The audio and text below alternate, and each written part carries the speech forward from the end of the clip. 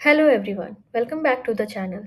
Before we start today's video, let me clarify one thing. In our last class, I had announced that anemia and its morphological classification will be our next class. But while planning the lecture, I realized whenever we are talking about morphological classification of anemia, we are actually talking about the shape and structure of red blood cells seen using a microscope.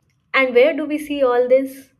On a blood smear. If we start anemia without understanding peripheral blood smear, we are just memorizing terms and not understanding anything. Today's class will be the foundation class. If you understand peripheral blood smear properly, anemia becomes easy, leukemia becomes logical, and platelet disorders start making sense. That is why today we are starting peripheral blood smear, a very important chapter. A blood smear or a blood film is a specimen for microscopic examination prepared by spreading one drop of blood across the glass slide and later staining that slide with one of the Romanowski stain. For peripheral blood smear, blood is taken from the peripheral blood circulation. It can either be the venous blood or capillary blood taken from the finger prick. Venous blood is usually anticoagulated by EDTA vials. They have EDTA anticoagulant in them. Please remember, as I said, peripheral blood smears are from peripheral blood and they are not from bone marrow. Blood smears are very useful in diagnosing the causes of anemia and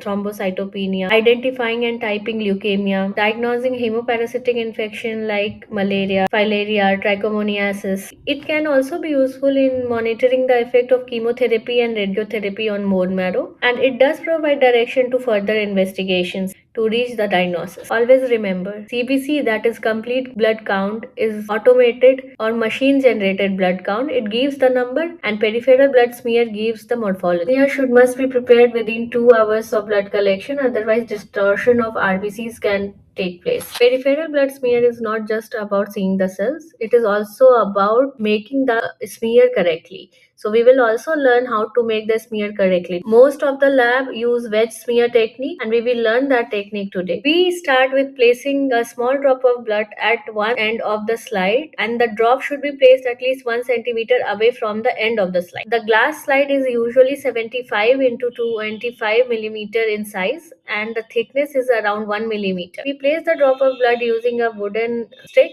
or a glass capillary. You must mind that the slide should be clean, dry and grease free. As I already mentioned, blood sample can either be venous or capillary taken from the finger prick. But we should always keep in mind that better cell morphology is observed when the smear is made from direct skin puncture. If EDTA anticoagulated venous blood is used, the smear should be made within 2 hours of drawing the blood. Spreader slide is placed at an angle of 30 degree in front of the blood drop and then drawn back to touch the drop of blood.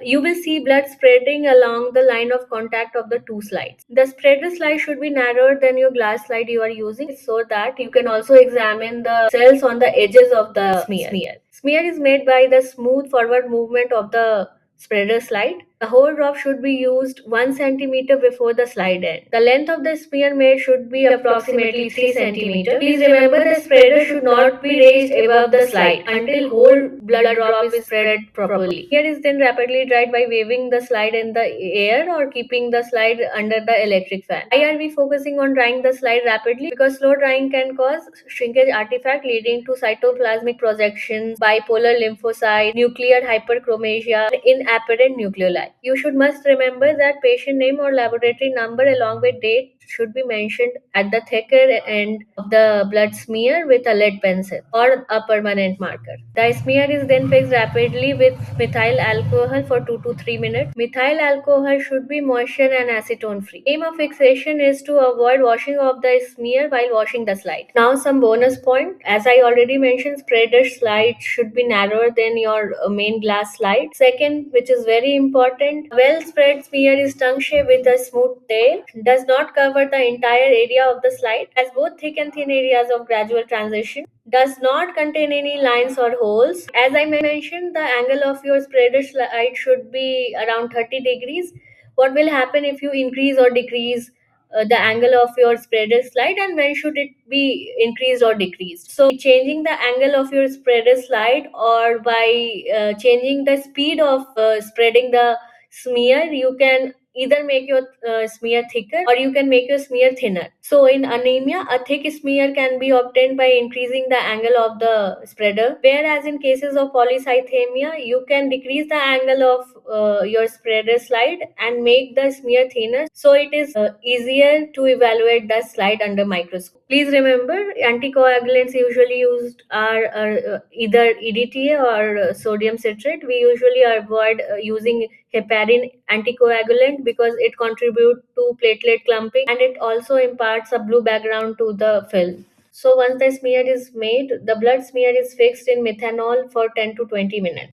Coming to the staining part of blood smears are routinely stained with one of the Romanowsky stains. So, what are those Romanowsky stains? Always remember names of these five stains: MGG, Jenner, Wright, Leishman, and Field stain. In most of your laboratories, you will see blood films stained by your Leishman stain. All these Romanowsky stain have same basic formula. They have one acidic component and one basic component. Acidic component will stain the basic part of your cell, and the basic component will stain the acidic parts of your cell.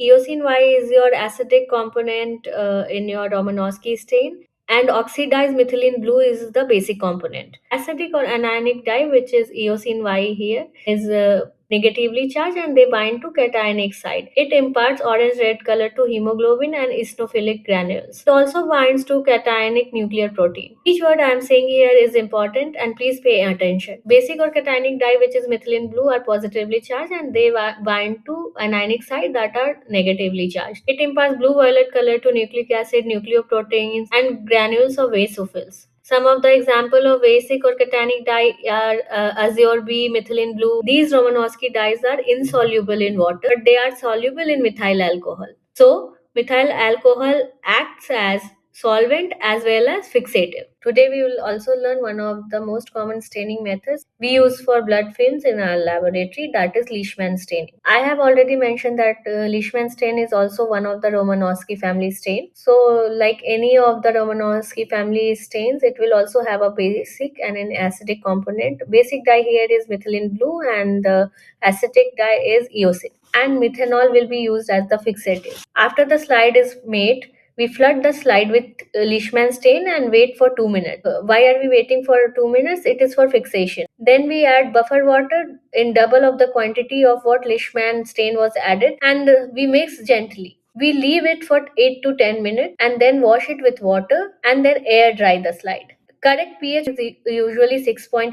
If the pH is more alkaline, the slide will be more blue, and if the pH is more acidic, the slide will be more towards reddish color. And now comes the main part, which is microscopic examination of these slides. Very important for exam, and always follow the sequence I am mentioning here. First, you will scan the slide at low power, which is 10x. I remember telling you that always start with the scanner view, which is 4x, but here we will avoid the 4x scanner view because you will not be able to see or identify anything on the 4x. So on low power, which is 10x, see the smear quality. First, assess the smear quality, check the distribution of the cells, look for clumps, and estimate platelet adequacy. You should choose the area where RBCs are just touching each other, not overlapping. This is called monolayered zone, which is towards the tail end of your smear, not at the extreme end, but towards the end. Then at high power, which is 40x, what we will examine? We will examine the morphology of your red blood cells. Look for size, shape, color, distribution, and inclusion in your RBCs. What is the normal size of a red blood cell?